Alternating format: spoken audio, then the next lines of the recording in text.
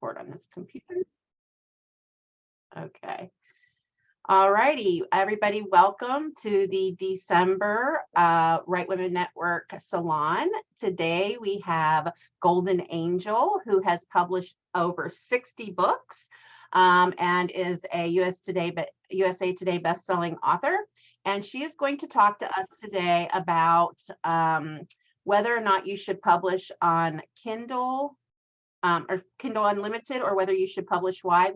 And she will tell you what the differences in those things are. And if you have questions about that, go ahead and pop them in the chat. She'll answer them at the end, or you can wait till the end, and then we'll have a question and answer session. After we have the chat, I will tell you where you can find her online, and also where you can see her author tips for authors, which are very popular on TikTok. So thank you so much, Golden Angel, for being here and for giving us this information. I think it's really valuable to know, to be armed with the information about, if you want to just strictly do KU and why you might want to do that or might not want to do it, and why you might want to publish wide instead, and what the differences are, especially to newer authors who maybe haven't published anything yet, or authors who are trying to switch over from one to the other, and why you might want to go one way or the other, depending on where you're at already. Okay, thank you so much. You have the floor. Hi, I'm Golden Angel. Sorry about the webcam quality. My computer died this week, and the new computer's webcam is not as good as the old one. But we are I'm gonna share my screen. So there's a presentation, and that will be a lot nicer to see than my current. All right, so make sure. There we go. Okay, so this is all about KU or wide.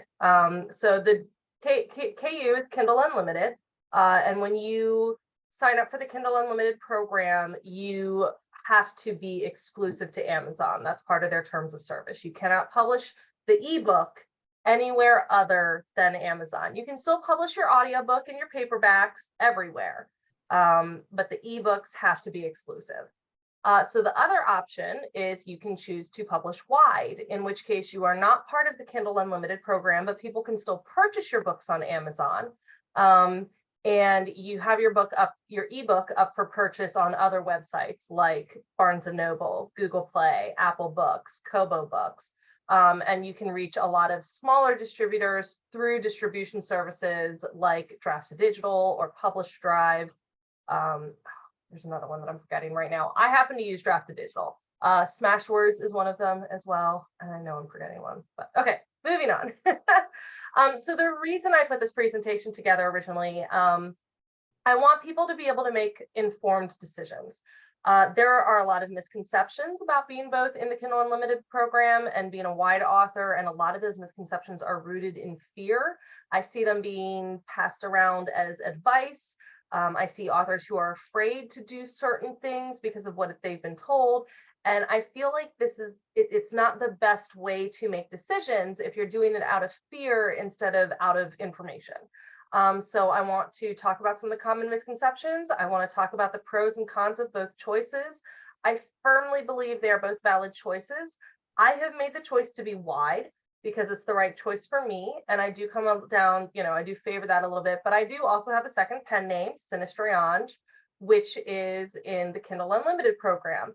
Part of the reason for that is because I labored under the misconception that many people kept pushing at me, which was, oh, just put some books into the Kindle Unlimited program and make so much money so easily. You don't even have to think about it, which is not what happens.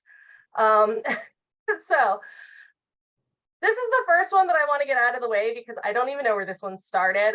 Misconception number one is that you need to purchase ISBNs in order to publish ebooks outside of Amazon. I had not heard this one until I was on TikTok and someone commented on a video that I did about KU and wide books, saying that she couldn't afford to be wide because she couldn't afford the ISBNs for her ebooks. You do not need them. You also don't need them for paperbacks, by the way. If you want to be in brick and mortar stores, you do need an ISBN for that. But if you are just publishing an ebook, or you are publishing a paperback and you're just doing it through Amazon or through Draft Digital, they will provide you with a complimentary ISBN even for the paperback. It's just that it won't show up in, like, you won't be able to like go to a Barnes and Noble and purchase it. But I think with the Draft Digital, I think you do still end up showing up in Barnes and Noble stores, on the ebooks, not the ebook, I mean the website, so people can still order your paperback that way. But specifically for ebooks, just like Amazon uses the ASINs for ebooks that don't have ISBNs, every other retailer has its own system for identifying ebooks, because that's all the ISBN is. It's an identification number that allows retailers or anyone else to look up your book. So all of the other retailers have their own ASIN, their own version of that. So that's what's on the graphic, is just this is what it looks like when you're going in on Kobo, on Google Play, on Draft Digital, on Barnes and Noble. That is what it looks like when you are doing the ISBN stuff on those retailers, if you haven't purchased one. And I will tell you right now, I have never purchased one for an ebook. I've never used an ISBN for an ebook. I'm sure there's good reason for it, mostly to do with libraries, but I reach all of my libraries using Draft to Digital. And so they all have the Draft to Digital ISBN, and so the libraries can all look them up using that Draft to Digital ISBN. So the second misconception that I hear a lot is that readers will only try out new authors if they're in Kindle Unlimited, and that it's easier to start in Kindle Unlimited before moving wide. And I won't lie, this one drives me a little nuts, because I firmly disagree with it. I feel like it must have worked for someone at some point, because it's advice that I hear a lot, but I have never seen it work for anyone. And for the most part, starting out in Kindle Unlimited, if you want to be wide, is usually making your job a lot harder. And the first one, especially, like, if people will only try out new authors, if readers will only try out new authors if they're in Kindle Unlimited, no non-Kindle Unlimited author would ever have new readers, which obviously we do. So, and a lot of authors start out wide, which means they never used the program to find new readers. I'm one of them. I didn't know what Kindle Unlimited was when I first started. And so I wanted my book everywhere, because in my head, that was like the thing to do to make sure that I got the most readers. And you don't have to, like, there's different tactics for finding new readers. And some other points that go to that is that Amazon is not a global retailer. So if you are in Kindle Unlimited, you are actually missing out on a lot of international readers. Kobo, Google Play, and Apple all reach countries that Amazon doesn't even have websites for. And Kindle Unlimited is not available in every country that Amazon distributes to. It's only available in some countries. And when it comes to switching, the wide audience and the KU audiences are so different that trying to move from one to the other is basically like starting over. And I will tell you right now, from everything I've seen, from the many author friends that I have watched go back and forth from one to the other, and from my own experience, it is much, much easier to move from wide to Kindle Unlimited. Like, I'm sure there is an exception out there somewhere. There's got to be a few exceptions, but in general, for the vast majority of us, it is so much easier to move from wide to KU than the reverse, especially if you are successful with Kindle Unlimited and you start trying to move wide because that was what you ultimately wanted. That's going to involve a large drop in income. You're going to lose most of your KU readers, and you'll need to build audiences from the other retailers to make up from that. And that is a slow path, which is why I usually tell people, start where you want to go, because you can either have a nice, slow, steady build of readers wide, or you can start in Kindle Unlimited. And then if you want to switch over, you got to start building those readers from scratch. And KU readers do not tend to purchase books. They read in their program. They are very loyal to the program. They have many reasons to be so. And when you stop being in the program, the vast majority of them will not follow you.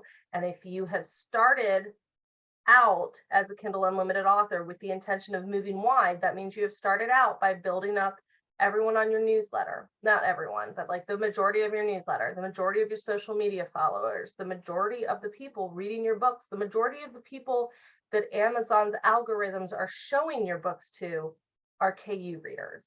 And when you decide that you finally want to make that switch, that audience that you built is not coming with you for the most part.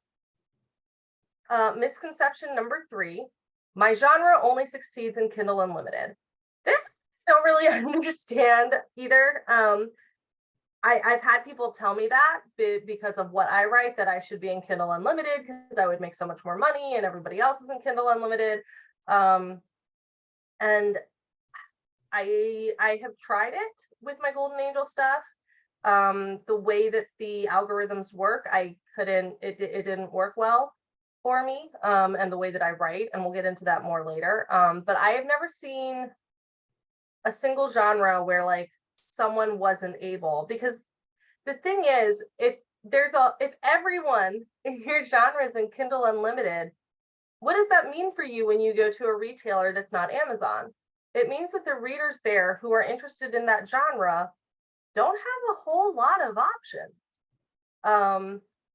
So if they're looking for books in a specific genre where most of the authors are in Kindle Unlimited, that's like, you are now a big fish in a small pond, as opposed to being a little fish in a huge lake that is Amazon. So that's kind of like my thoughts on that one. And that's not to say that, like, of course, there are certain genres where like people have just kind of accepted, oh, these are Kindle Unlimited. But that, that's where they're looking. You can still find readers on other platforms and wide readers on Amazon who don't want to use Kindle Unlimited for whatever reason. And some people do. They refuse to use Kindle Unlimited. So how do you choose? Here are some of the Kindle Unlimited pros and cons. Some of the pros: KU readers are very fast readers and they like to binge read. This is why you can make a lot of money on KU, because you are getting paid off of their page reads. So if you have a series, if you have a lot of books, if you have long books, you can make a lot of money off of these binge readers, just reading through with the pages. Because they are reading through a subscription, they are very willing to take a chance on a new to them author. And if you are a fast writer, you can take advantage of the algorithm boosts from new releases. Amazon provides KU free days and will often push your book for you when you utilize those freebie days. They make it very easy for KU authors to set their books to free for 5 days every 3 months. Your book, when you enroll in KU, you are agreeing to leave your book in there for 3 months. And during that time, you can run a freebie deal or you can run a Kindle countdown deal. The countdown deals are for the US and the UK only. But again, it's the kind of thing where they run it for like 99 cents, $1.99, $2.99, whatever you want your sale to be. They run it for you. And because they are trying to reward people for being part of the KU program, unlike when I put a book down to 99 cents and I only get 30% of the royalties, Amazon, when you'd use the Kindle countdown deal, if someone buys your book at 99 cents, you will still get 70% of the royalties because you're part of KU. There are also the KU All-Star bonuses, if you can earn them. Those did change. They aren't quite as lucrative as they used to be. However, they are a little bit easier to earn now because it's based by book instead of your entire backlist. And it's easier, I'm putting this in quotation marks, because it's easier to build an income stream quickly, but that is by no means guaranteed. And for some people, it is definitely not easier. On the con side of things, when your book is pirated, it can threaten your entire account because of the exclusivity clause. Amazon requires that if your book is in KU, it be exclusive to them and only them. And if it shows up on a pirate site, they don't care that you are not the one who put it on the pirate site. You will get the nasty gram from Amazon. It is your responsibility to get your book off of the pirate site, or off of Apple. Sometimes people's books get pirated from KU and end up on Apple. That actually happens a lot. And so the two recourses that Amazon will sometimes take is they will either remove you from Kindle Unlimited completely, like you no longer get to enroll any books into it, and they keep all of your royalties from page reads, for like whatever hasn't been paid out to you already. And since they pay 3 months after you earn it, that can be like 2 months of KU page royalties that you were counting on that you don't get. The other thing that they can do is they will sometimes just shut down your entire account because they found your book on another website. And you never really know which one they're going to do. It's very arbitrary. There's no pattern from what I've seen. If your account is shut down, there's often very little recourse. And if they shut you down, just like if they kick you out of KU, they don't pay you the KU page reads. If they shut you down, they don't pay you any of the royalties that you earned from the previous months. The other con, and this is a con for wide authors too, but it does seem to affect KU authors a little bit more, and that is that there are 30, 60, and 90-day cliffs as Amazon's algorithm slowly stops favoring your newest book. And this is what happened to me when I was putting my books into KU, just to try it out. They would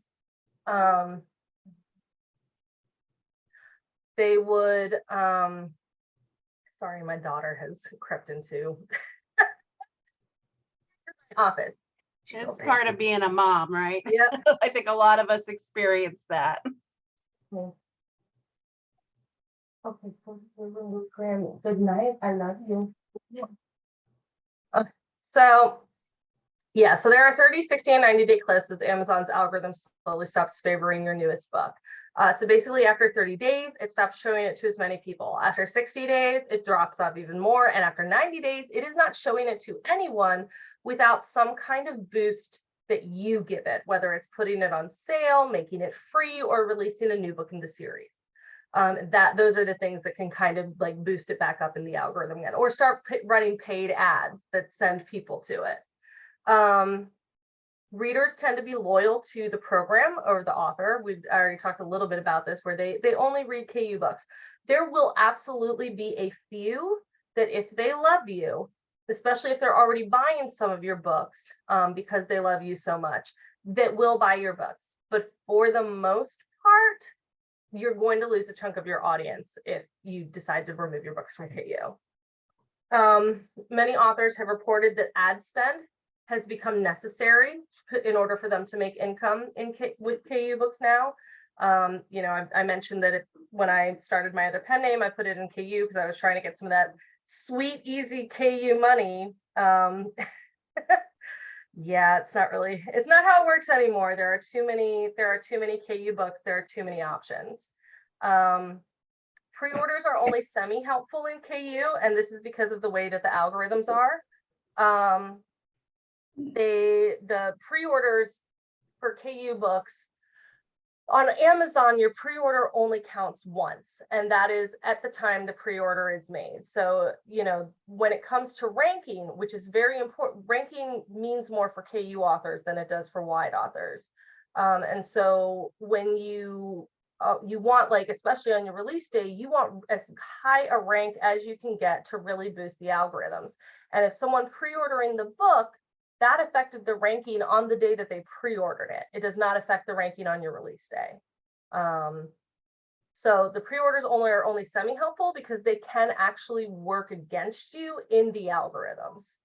And then the other thing is that, you know, people talk about, okay, well, it's so much easier to find new readers and to find people to read your book. And it's kind of like, well, okay, but unless your book is really, really long, you usually need to find anywhere from 2 times to 4 times as many readers to read you through KU to equal one sales income.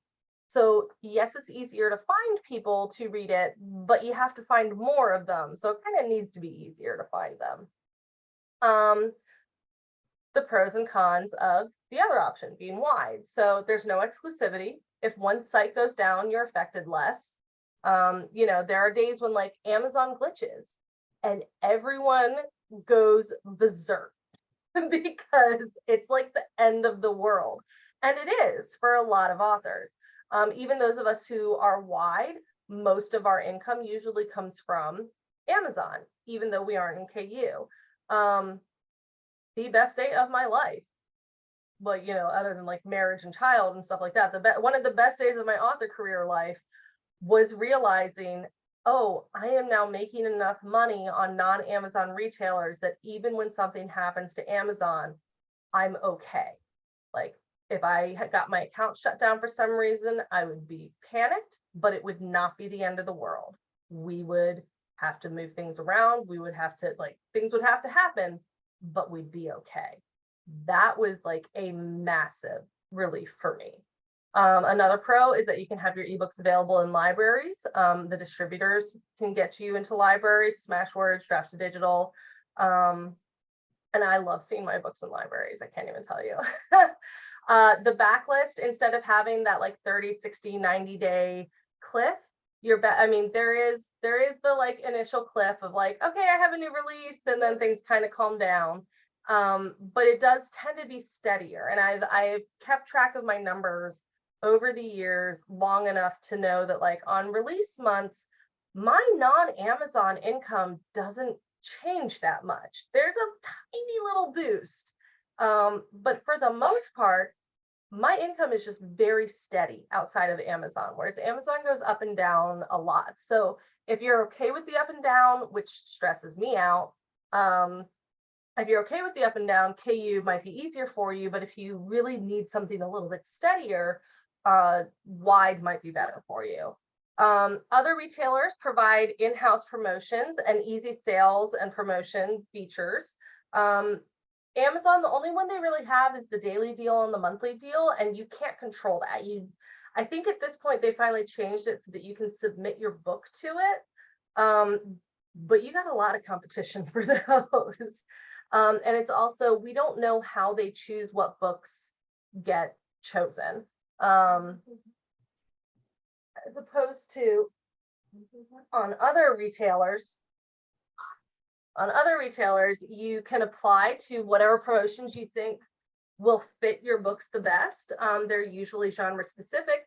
And we know that those promotions are being chosen by an in-house real live team of humans who are looking at your book and deciding how well it fits what they're promoting. And they do reward loyalty. The other nice thing is one reader buying your book is equal to having to find 2 to 4 readers to read through KU.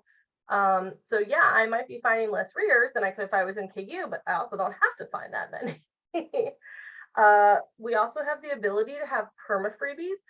Now, KU authors do have the ability, you can put your books wide, your book one wide and make it a perma freebie. There are drawbacks to this because, again, KU readers tend to read in KU. So if they see a free book, they don't necessarily jump on it unless they see that it's also in KU. Long pre-orders are extremely effective for wide authors, especially outside of Amazon, because unlike Amazon, they do both. The algorithm recognizes the order both when it is made and on release day. So you get a double bump from every pre-order that is made on sites like Kobo and Nook and Apple. And then you get affiliate links for multiple platforms. You can also get them from Amazon, but Kobo has its own affiliate program. Google has its own affiliate program, Apple, Nook. So that is more just like easy passive income that you have to do very little that's coming in. Now, the cons. Yes, it takes more time to upload and update your books because you're dealing with multiple retailers. The good news is you get, the more you do it, the easier and faster it gets. I am now at the point, it takes me maybe 15 minutes to update or upload a new book onto all of my onto all of my retailers. Another con is that despite the fact that we have perma freebies, Amazon occasionally likes to mess with them. They're the only retailer that does not make it easy to make your book free. And they will, at their discretion, just change it back to 99 cents whenever they want. It's not something you have to worry about too often. And when it happens, you can just contact them. I've only ever had to do it once. They took one of my books out of being free, and they only did it in the UK. It was UK specific. It was still free everywhere else, but for some reason they decided British people should pay 99 not pounds, whatever the pence, 99 pence. Don't know why, but I emailed them and we got it back down. They ended up knocking it back down to free. Over time, you will want to learn about all the different platforms. It doesn't have to be done immediately, but all of the platforms have different little marketing quirks that can help you out. And to be most effective on them, you do kind of need to learn all the platforms. And so for some people, like the simplicity and ease of only having to learn one platform is part of what makes KU attractive to them. Faster writers may outpace what their readers can afford for new books. So if you are a really fast writer and you are putting out a book every 3 weeks, every month, that might be too fast for your readers to keep up with financially. That can get expensive, which is why the KU is kind of rewards the faster writers. For why, you probably have a lot of readers who are really happy that the books are coming out fast, but it could get into a financial issue for some of them. I put slower income growth with a question mark because I have seen people who moved from KU to wide and just made 3 times as much as they did in KU. It doesn't happen often, but it can happen. And as a wide author, you don't get any access to the Kindle Countdown deals or the Kindle freebie days because Amazon keeps those just for the KU authors. So I like to think of it as kind of like the tortoise and the hare. It is possible to burn out for both of these because wide can take a lot of work when it comes to people try to learn everything at once. They try to learn all the retailers at once. They feel really overwhelmed by the amount of information. So I'm not saying that the tortoise is better. That's definitely not. Both of these get to the end eventually, but they are different paths. Wide often takes longer to make the income. The growth does tend to be steadier. It is a lot to learn. KU, you get to focus just on Amazon. Your income can grow really quickly also, but because of the 30, 60, 90-day cliffs, it can drop off quickly and it can be really hard to keep up the pace. There are authors who burn out just because they can't keep writing that fast. I would not be able to do that. So this is just some of the side-by-side thoughts to think about. On Kindle Unlimited, there's a much bigger focus on front list and regular new releases. Authors sometimes save up entire series to rapid release. Wide tends to focus more on backlist and their perma freebies. When they do front list, they're very focused on their pre-orders because they're very beneficial, especially outside of Amazon.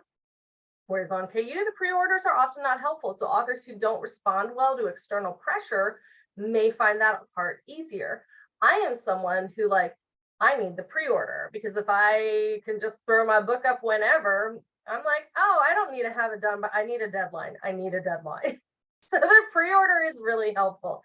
But there are people who you put up a pre-order and then it's no, I'm frozen. I can't, I can't possibly make that. And you freeze that way. And so yourself best. So what kind of pressure works best for you. And so algorithmically not having to do pre-order, if you don't want to do pre-orders, Kindle Unlimited kind of rewards that. For wide, it's easier to run long-term slow drip BookBub and Facebook ads to perma freebies. So instead of spending $100 a day on ads, you can spend $5 a day on ads, $10 a day on ads. And it's this very slow, steady drip of new readers finding your freebies and then working their way through your series. Sorry.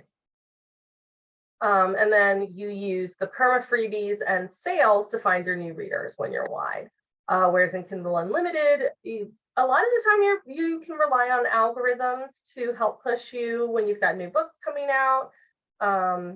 You can and people, and you don't have to worry about perma freebies and sales as much because a lot of your readers are in KU and they like to see an expensive book that they're getting to read for free as part of their subscription. Like, so you don't have to be like, oh no, no one's going to try this book out. It's $9.99. No, that just means that they look at it and they go, oh, hey, this is worth my entire subscription payment for this month. I read this one book and I've paid for my subscription. And to them, that's a deal. So you don't have to do, like, you can use sales and stuff to like move algorithms and keep yourself relevant if you aren't having new releases. But if you are having lots of new releases, you can just kind of rely on those. So you also only have to deal with one retailer. And because you can just rely on the new releases coming out to keep your algorithms moving, it is often easier for faster writers to succeed. Whereas over on the wide side of things, instead of using click ads, Facebook, cost per click, Facebook, BookBub, what's the other one? Amazon ads to promote, not that we don't use them, but a lot of the time we use paid newsletters, putting our perma freebies into paid newsletters like BookBub, if you can get it, but like Free Booksy, Red Feather Romance, Bargain Booksy, Fussy Librarian, Pretty Hot Books. I have a whole list. And the wide also tends to be kinder to slower writers because you are not relying as heavily on the new release algorithms to keep you afloat. So this is this is another difference, is like when you're talking about discounted books and you're talking about marketing, it is very different marketing. That's the other thing. If people are this is the other reason why I disagree with the idea that you should start in Kindle Unlimited. The marketing is different. And if you start in Kindle Unlimited, but you want to be wide, you're gathering the wrong audience and you're learning how to market for Kindle Unlimited. So instead of the perma freebies and long-term freebies that wide uses, Kindle Unlimited uses short-term freebies, if they use them at all. Using Kindle's free book promotion, you would schedule a rotation for that. Wide will use paid ads to promote their freebies. Kindle Unlimited, that's really hard to do because your books are only free for a short amount of time. So Kindle Unlimited tends to use paid ads to promote their front list books, their newest release, rather than their backlist books. Wide, instead of having the like rotation for doing Kindle Countdown deals and doing Kindle free book promotions, they set up a promotion to get their books into paid newsletters to promote their perma and long-term freebies and setting up a rotation of newsletters. For wide, applying to BookBub regularly, Kindle Unlimited you should be too, because if you can get a BookBub, it is just that, like, there's nothing else that I have found that has the same return on investment as a BookBub. And that tends to be true across the board. The other difference is that with wide, we do sometimes do 99-cent deals, usually on books like 2 through 4 in a series. With Kindle Unlimited, you can like put your full series on sale and still make a lot of money off of page read. And it is a kind of a drastic thing to do, but like if you like, once you get to the point where you have like a really old series and no one's reading it, you just put the whole thing for 99 cents. I've seen authors do it where they put the whole series free and they still make money on the page reads, because even though the book is free or the book is 99 cents, KU readers are still like, I'm just going to read this in KU. It's great. So yeah, and then so with wide, you spend a lot of time, not a lot of time, you spend more time like submitting your freebies and sales with promotions on non-Amazon retailers, which is something that I don't think Kindle Unlimited authors really have to do. And then wide authors will also often rotate their perma and long-term freebies, but you do that on a much longer term base than you do for Kindle Unlimited. Like Kindle Unlimited, everything is fast, fast, fast. Wide, everything is much more steady and much more slow. You do, instead of having 5 days a month where a book is free. You have 5 months in a year where a book is free, or 5 weeks, or like usually and that's partly because it's such a pain in the butt to make things free on Amazon that you don't want to do it for just a couple days. Unless you're in KU, and in which case they make it really easy for you to be free on Amazon. All right, so what about switching back and forth? Because everyone's like, I've seen people go back and forth. I've seen it too, and I've seen it work.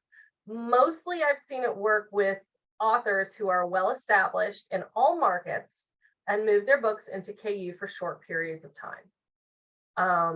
So the best way that I've seen it work, and there are some who've done it the opposite, where they're in KU and then they move an old series wide and then they come back, but mostly I've seen it wide authors who move their books into KU for a while and then they move it back, but that's because they already have that wide audience, and most of the time they're doing it with old series, or they have a really good wide audience and they are doing it with their new release because they know that their wide audience with the new release will buy the new release and then they can just move it into KU a few days later.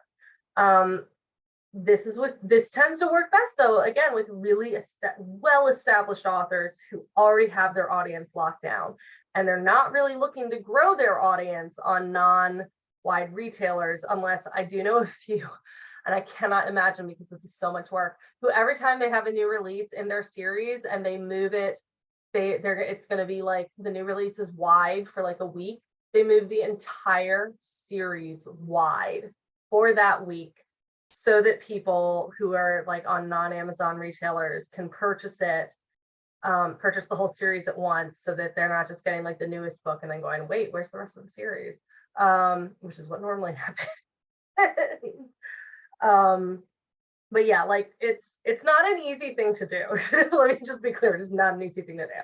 But there are some advantages to doing both. You get all the readers. You can tap into a previously untapped audience.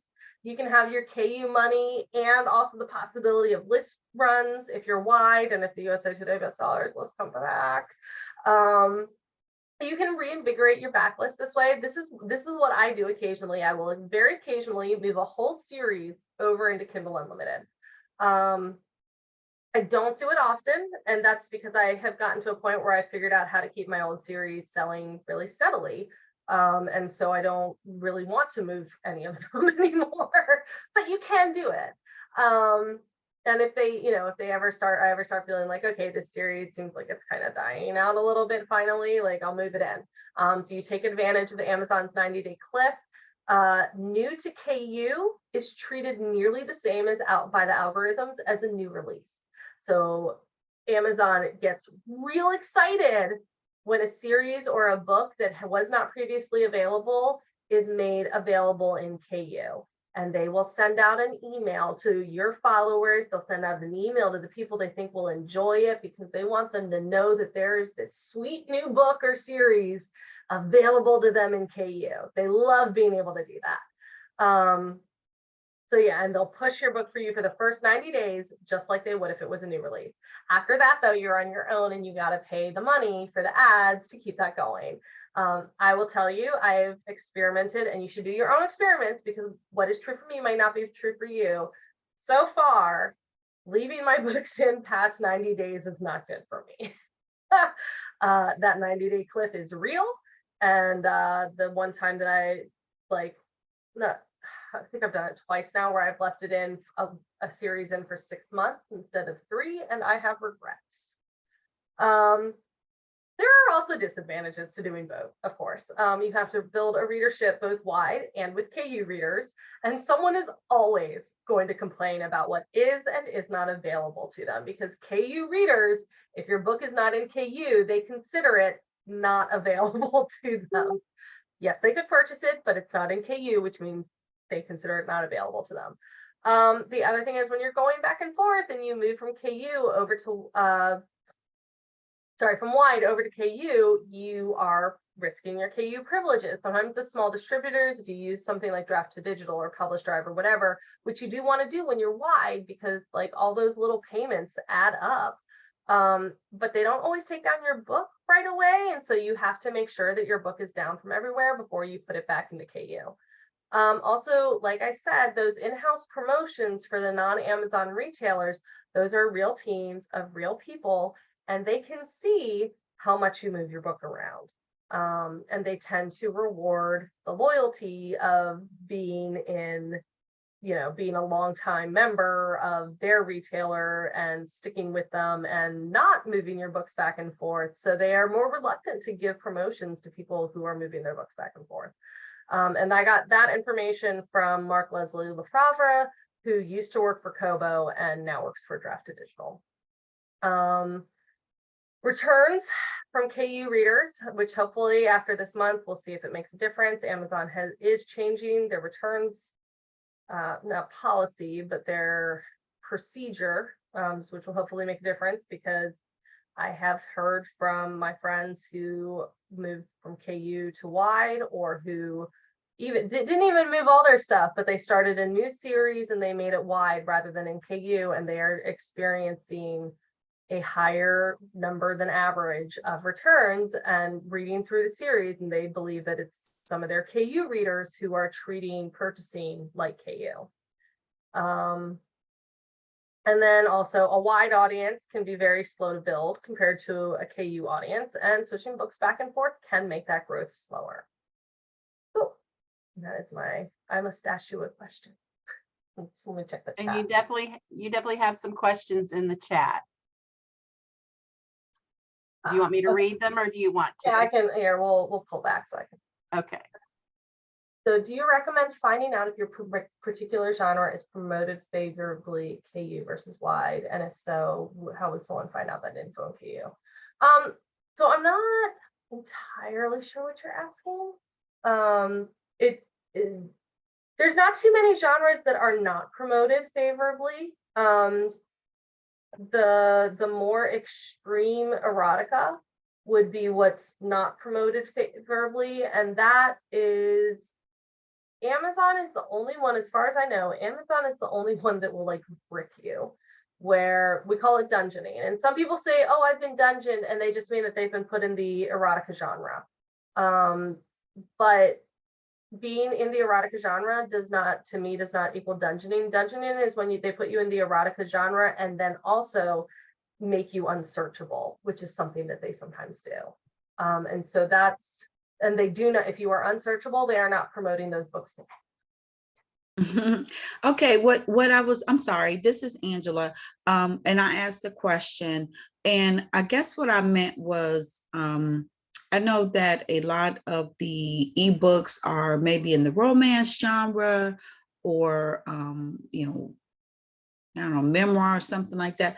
I personally write, or I am writing, historical mystery, and so I'm trying to figure out, it's such a, I guess, like a small niche or whatever, and I just wanted to know if they had some kind of way to kind of say, well, we sell this many romance books, or we sell this many, sci-fi books, or whatever. That's kind of what I was asking. But so let me see. So there are, don't close down and slideshow.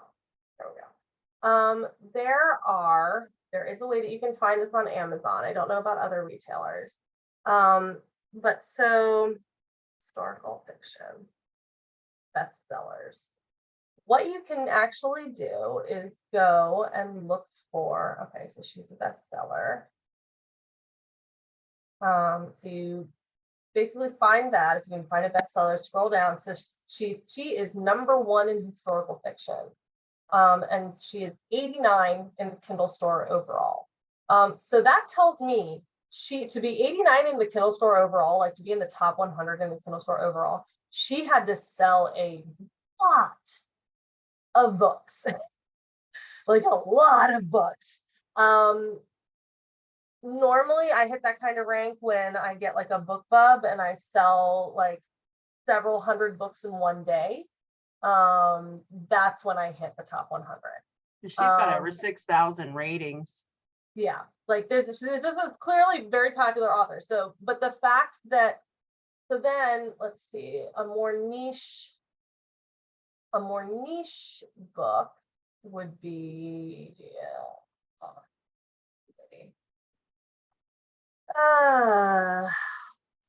The adventure mystery bestseller. Change that, okay.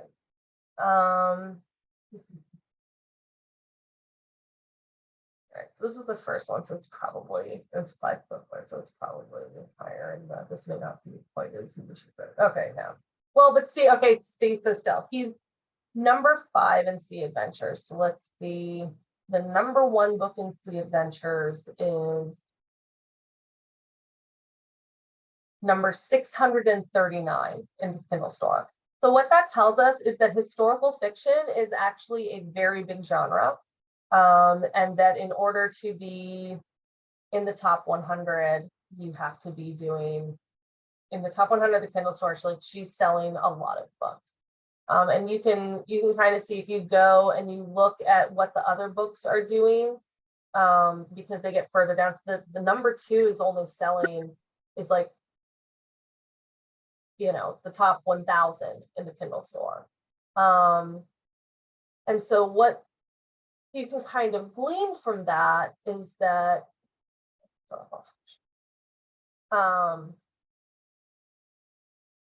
what you can kind of glean from that is that historical fiction is actually a pretty big genre. It's going to be my guess, and that it's a competitive genre. Because basically, the higher they are in the Kindle store, the more competitive it is. Like, yeah, see, she's 200. The number 2 in historical fiction is still 280. So what you can do is you can kind of niche down. So if we do historical mystery fiction bestsellers,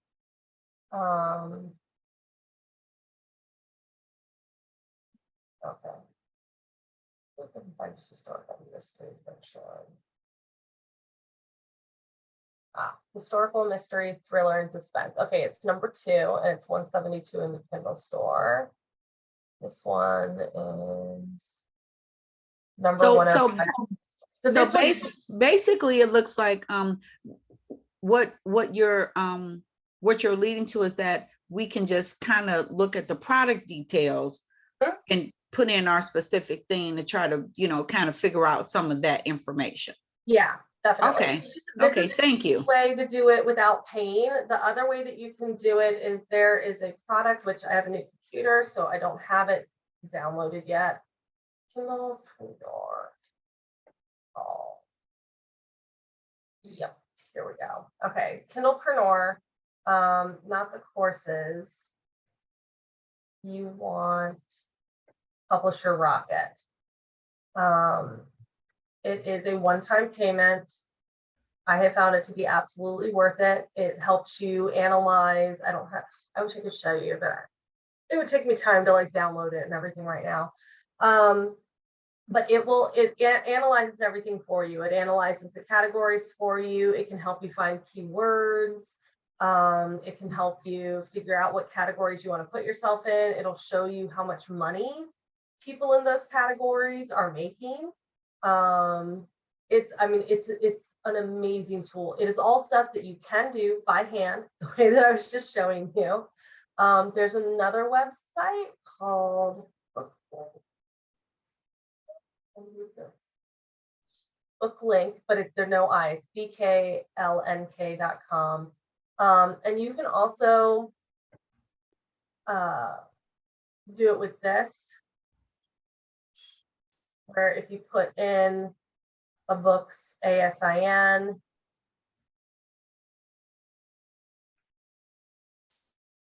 it'll tell you on like what the categories that book is in.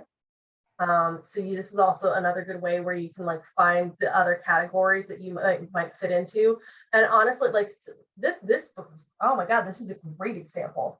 If you see, like, he has put this book into so many categories. First of all, Amazon will only give you 3 automatically, but you can email them through their help, the help tool on the KDP site, and it will like tell you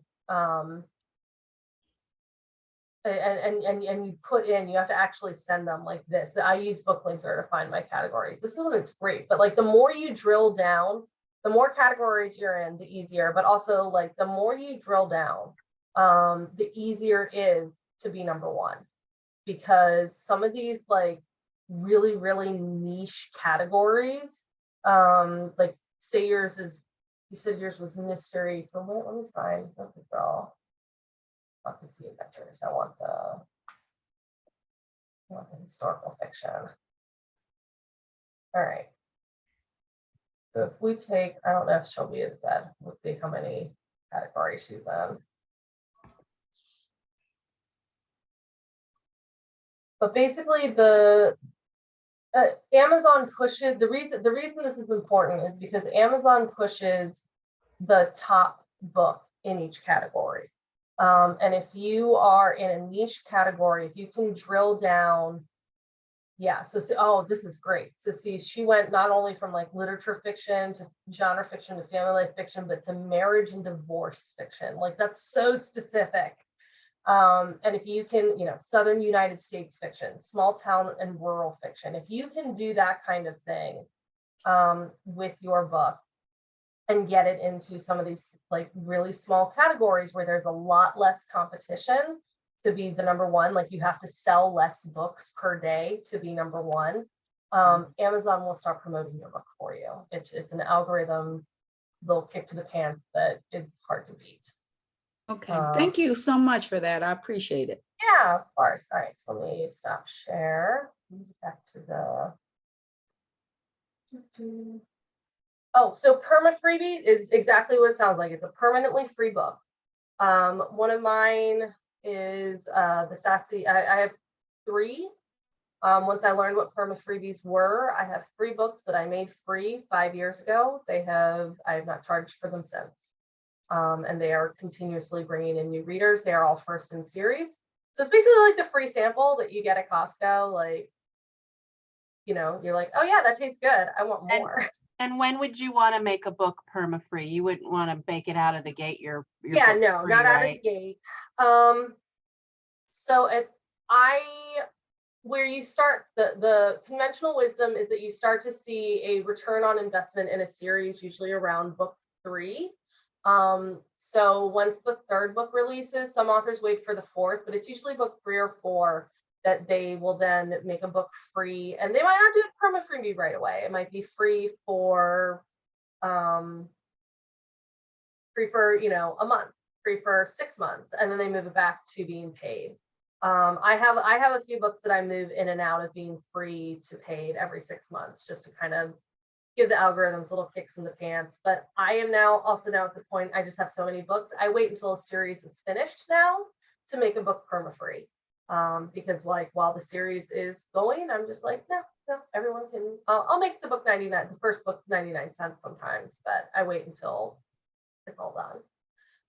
So the reason 1 reader in a wide audience equals 2 to 4 readers in a KU audience. So when I sell a book at $4.99, I get $3.75 or something for that sale. When the amount that you earn on a page read varies month to month based on the way Kindle Unlimited works. Is they have a pot. Amazon says this is how much Kindle Unlimited authors are getting this month, and then that is now a pie, and that pie is going to be divided into slices based on page read. And the more readers read, the smaller each slice of the pie gets. So if you have a 100-page book, you will, and one person reads your 100-page book, you will earn the same amount as someone who has a 10-page book and 10 people read it. Did I do that math right? 10 times 10 is 100. That's not right, is that? I don't know. I don't math for a reason. But hopefully you get the idea from that. So, but yeah, so it's about, you earn based on page reads, and the page reads usually, unless you have a very long book, the page reads for one person reading through that book does not equate to how much you would get if someone purchased the book. So you might need anywhere from 2 to 4 readers to read through your book for your page reads to add up to enough to equal what you would earn if you had sold it to one person. That's basically the, how long do you have to stay in KU if you decide to put your book there? It's 3 months. You can sometimes email Amazon and tell them that you would like your book to be removed early. Sometimes they will let you. I've heard that you can make it a little bit more convincing if you point out that like if you're moving your whole series out and you say, well, can we move, well, one, if in the past during that KU period, if you put it on sale or put it tonight, like you've done the freebie or done the Kindle Countdown deal, and then you try to pull it out of KU, they're going to tell you no, you have to wait until the end of the period. But as long as you haven't waited till the end of the period, you haven't put it on Kindle Countdown, you haven't put it as a freebie, and you say, hey, I've moved my entire series out. These 3 books are now wide. It's going to be a poor customer experience for the KU readers who can only get books 2 and 6 in KU. It would really be better for all the customers if all of the books were available in the same manner. Then Amazon tends to be more willing to let you remove your books early. Hi, EJ. I have some books that have rights reverting this year and next, fantasy, romance, and they were wide. I have other books in KU, indie, post-apocalypse, different pen names. Do you suggest putting the wide books into KU as right to revert over making a book funnel freebie? Hasn't been easy getting KU. Hasn't been easy getting KU reads, so I'm wondering if it's worth putting into KU. So it's only one. I'm a little confused. It's only one book. Is Jacqueline still here? I don't think she is. Ooh, I feel bad. Hi, I'm here. Sorry. Sorry. Apparently my brain just like skipped right over your name. Okay, so it's one book that's gonna be moving that you're gonna talk to, or some book? So one book is coming out from the publisher this year, and then there's another book from the same series that the rights revert, but that it doesn't revert for another year. And then there was a crime thriller. So I mostly write in 3 genres, and I'm wondering when the rights are reverting, like in the next couple weeks, on the fantasy romance. And then I have some post-apocalyptic books that I indie wrote and put in KU. I'm just wondering, I feel a little bit like you do about Kindle Unlimited, and that I didn't have it be this like huge boon. You know what I mean? Like it wasn't this huge like thing for me. I mean, I did get more readers and I got more reviews, and I'm still fighting that battle though. Yeah, it's gotten harder. I mean, and it did used to be, but it also used to be easier to sell books, and it used to be easier to get people to read your books in KU just because there were less books. It has absolutely gotten harder. So are you keeping the fantasy romance that you're getting back? Are you keeping it under the pen name that it's currently under, or were you going to move it to like the KU pen name? I'm wondering, they're different genres, but they are both pretty spicy. Okay. So I don't know. I think technically if we wanted to be, like, I'm sorry, I'm trying to get some M&Ms out for. No, you're fine. M&Ms are important. They are very important. We don't want to revolt.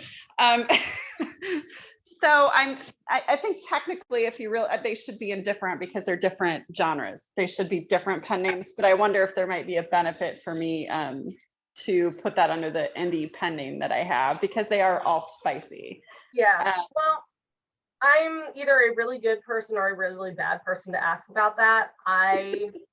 Because I write in wildly different genres, but they are a similar heat level, and I have rather than saying my brand is historical romance, or my brand is contemporary BDSM club romance, or my brand is sci-fi romance, I say my brand is kinky romance. And it doesn't matter if it's the past, the present, or the future.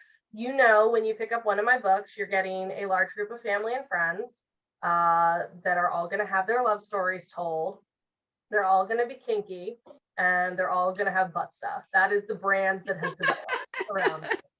And so, but a lot of authors will tell, and to me, it depends on what you want to do. A lot of authors will tell you, you need to like keep your brand really tight. You need to, you know, if you're going to write something even slightly different, move it to a different pen name. And I do understand what they're saying. They have a lot of good reasons for saying that.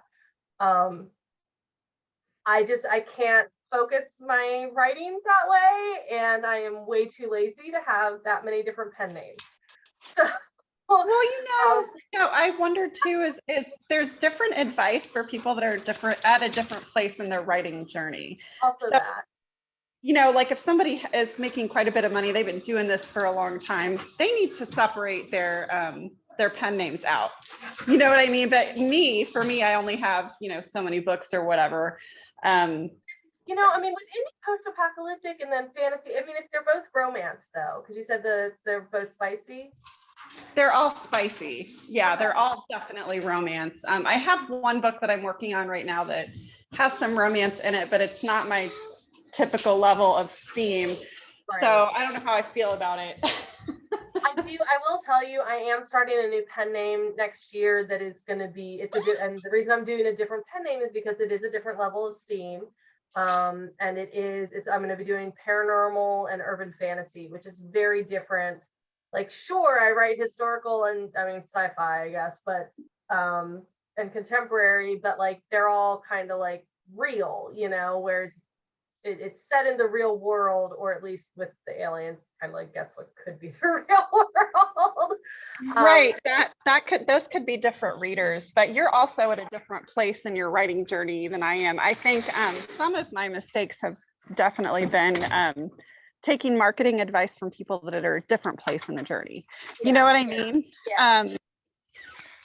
I don't know. For me, like, I mean, I've been doing this for so long.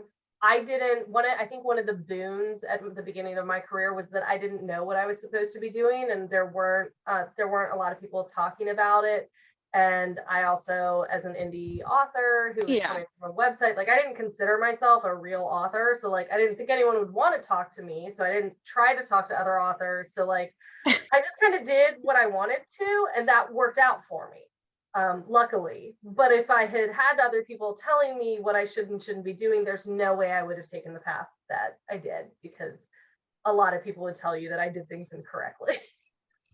You know, that's very true. And there's so much advice. And I think it really matters if you kind of stratify it as far as where someone's journey is. Like they always said, like in 20 books to 50K, that you shouldn't bother with public libraries getting your print books in there. But then I had someone else say, well, it depends where you're at in your journey. If you're trying to build, you know, a following, and those sales from public libraries can make your rent.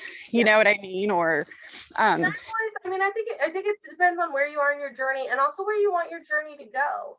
And one thing about the 50 books, the 20 books to 50K, they have a lot of really good advice, but I don't follow a lot of it because a lot of it is more KU specific and would not work as well for me.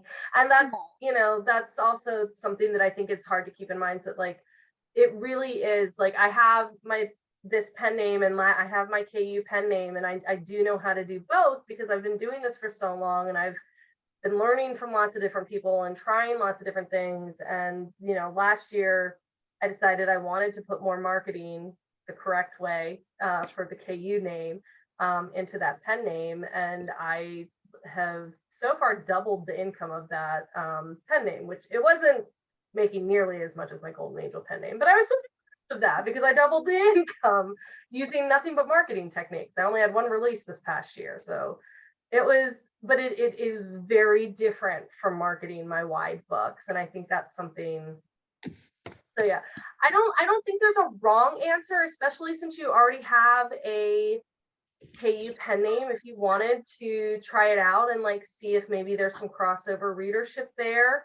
Like because you have a KU audience, if you wanted to try that. However, if you wanted to keep it under its current pen name and keep it wide, I would say you have an opportunity there to see how being a wide indie author works for you.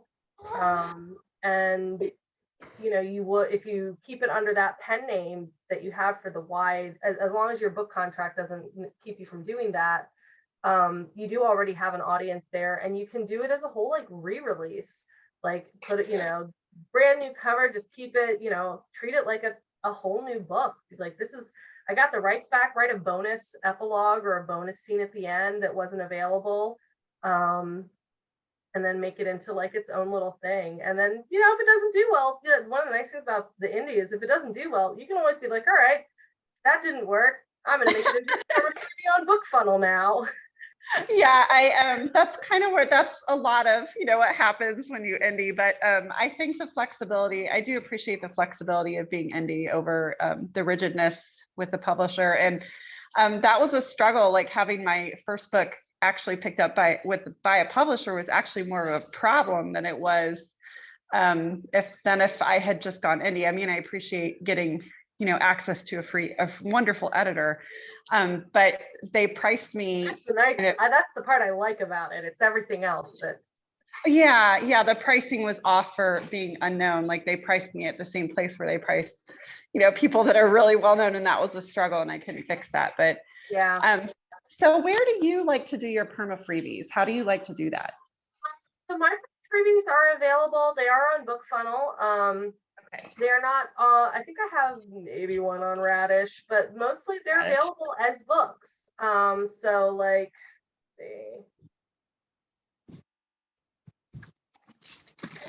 so they're available on all retailers. Dropping some of the links in the chat, which, by the way, if you all are not using Books to Read to do the like vanity links, where it's just really easy to type in like specific links that you came up with for your books, it is like so much easier than like constantly having to go grab links. I just have to remember, and I use my book title, so I just have to remember what they are. But yeah, they are available on all retailers. And so they're all first in series. People just pick up the book, read it, hopefully go, I mean, I track it, so not hopefully. And a large number of them go, wow, that was good. I want to read this next character's book. And they go on and they purchase book 2. And that is how you make money off of perma freebies. It's a gateway drug. That's really what it is. Yeah, you know, it's hard. You can't do a perma free anymore on Amazon. So do you have perma free? You can, it's just so what you have to do, they make it so much more difficult than it needs to be. They're the only ones who do this. What you have to do, actually, hold on, let me make sure it's not going to share all my personal information.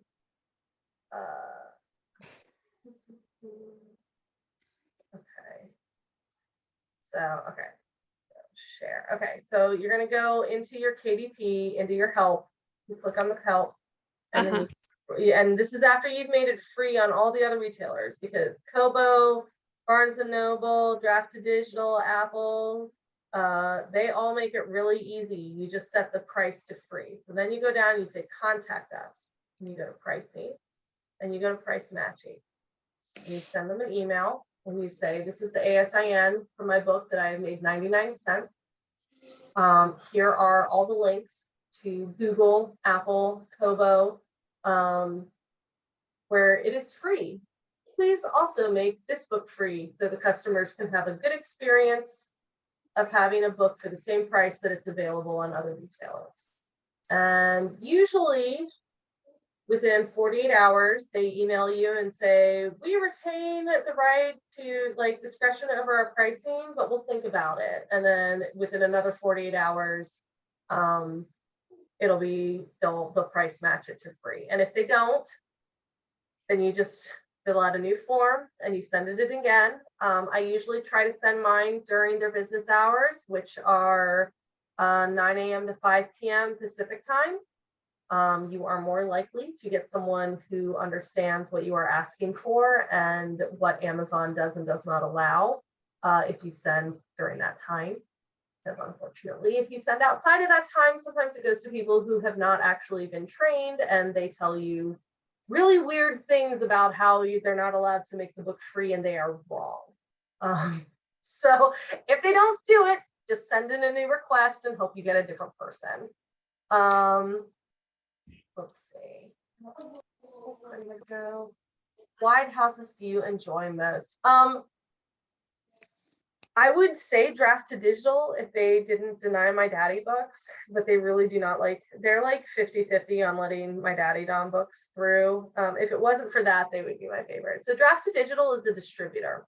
So instead of like, so they distribute, if you want to keep things super easy, and I would say still go through Amazon because you cannot price match down to zero if you use draft to digital to publish on Amazon.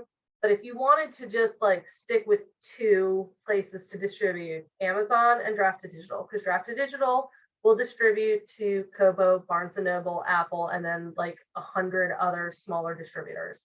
The downside to this, they take 10% of your royalties because they're doing all the work for you.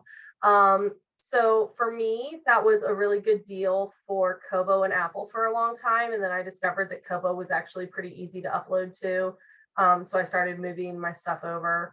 And also at the beginning, you know, like I said, when I first started doing this, I had major imposter syndrome. I did not think of myself as a real author. I did not think this would be a career.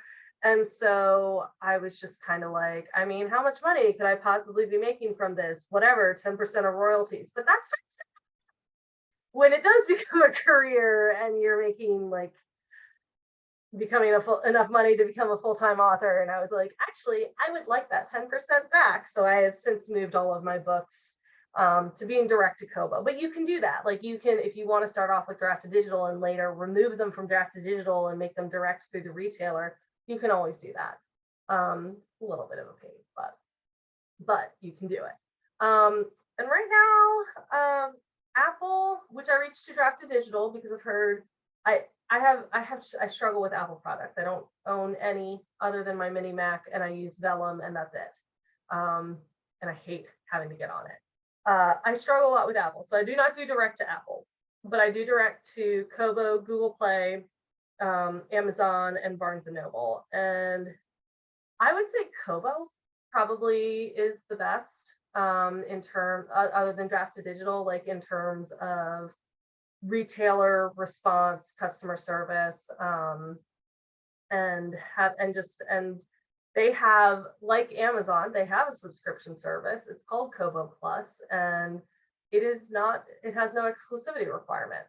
So I make about half the money that I make from Kobo, I'm making through Kobo Plus right now, and I'm a big fan of it. But yeah, and they've got a really good affiliate program. Their in-house promotions team is really good at picking like books that they think will actually do well in the promotions.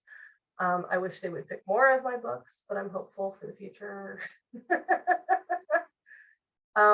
Yes, it is absolutely okay to have one of your books of a series in KU and keep the other ones wide. The KU is by book. It is not by series. You could have a book in the middle of your series, or even the first book being KU and all the rest of them wide. Where the problem with that is going to be with the readers who are upset with you. Yeah. Oh, well, thank you, Angela. Yeah, I've been doing this. I just celebrated my 10-year authorversary this year. I've been self-publishing since 2012. So yeah, it took a while to get to 60, but we're there. Does anybody have any questions they want to ask that they did not put in the that they did not put in the chat? Just unmute and you can ask a question. No? Okay. Well, that was a very thorough presentation and extremely helpful. I appreciate your time and energy that you put into this presentation, and it is so much a lot of the info I needed like 6 years ago. So it makes me happy to help facilitate things like this that can get authors. And I have to tell you all, I found Golden Angel on TikTok. She has a very fun TikTok. She does a regular series called Author Tips for just the tip, Author Tips for Author. And of course it has a little steamy spin to it. The title does, but all of the information is just author information. So if you are interested in her Author Tips for Authors, which are 3 minutes or under because it's TikTok, A lot of good info in there, good info about this kind of thing, about also going to your first, what do they call cons and events, something like what I throw. How to pack for them, what kinds of things you need, like a lot of that kind of thing. And I think that if you're a newer author, it's invaluable information, and she's just doing it out of her love for helping other people, just like I do. So we appreciate that. If you want to find her, you can find all of her information at goldenangelromance.com. All her books and her links to her social media and stuff are on there. And do you have, what's coming out next, Golden Angel? What's your next project? I have a box set coming out in January. It's for my Dungeons and Doms series. It'll be the full series box set. And then my next release is actually in March, I believe. It is the 5th book in my Masters of Marquee series, which is one of my contemporary BDSM club series. And this one is featuring a dominatrix rather than the male dom, which is what I normally write. But every so often it's fun to switch it up. So if you like steamy stuff like that, please go check out her. And she does have a Christmas perma-free. Oh wait, is the Sassy Submissive a Christmas one? Which one's the Christmas one? But so right now I have the steamy stocking stuffers on sale for 99 cents all month, and I have a new release. It was previously released in an anthology, so it is a short story. It is also 99 cents, and it is called A Sassy Christmas. And all of these things you can find through your website, right? Yep, on my website and also on all retailers. Okay, so yeah, and like I said, I do recommend you go to follow her on TikTok, and she's local to the DC region. So I do want to announce that she will be a featured panelist at next year's The Right Women Book Festival, which will be a 2-day event next year. The first day is going to be an author expo, and the second day is going to be author development focused for the publishing business. So we're looking really forward to that. It's going to be in Bowie, Maryland. And I think most of you people are local here, so you know where that is. But if not, it's in the DC region. We will be having the first day at a hotel and the second day at Marietta, which is where we began and have been having the book fest all along. So we're so looking forward to having Golden Angel there as a panelist. And if you want to find me, I am on social media as H.L. Brooks Writes and hlbrooks.com. I also write paranormal romance with a little bit of heat, and I am coming out next year with a witchy cozy mystery series that I'm coming out with next year that will have no spice in it, because I needed to write something my kids are grown adults, but they don't really like reading the paranormal romance with the sexy bits. So I decided I love mysteries and I love witchy stuff, so I'm going to write something that they can read. So thank you everybody for coming. Did I forget anything? Is there anything you wanted to add? No? Okay, well, thank you so much everybody for coming. We appreciate you coming and making this an interesting, coming up with questions to help the other authors and stuff too, especially the shy ones who might have questions and don't want to ask them. So this is a safe space for that. Thank you so much. And I'm going to hit end record, and you all have a lovely evening. Bye-bye.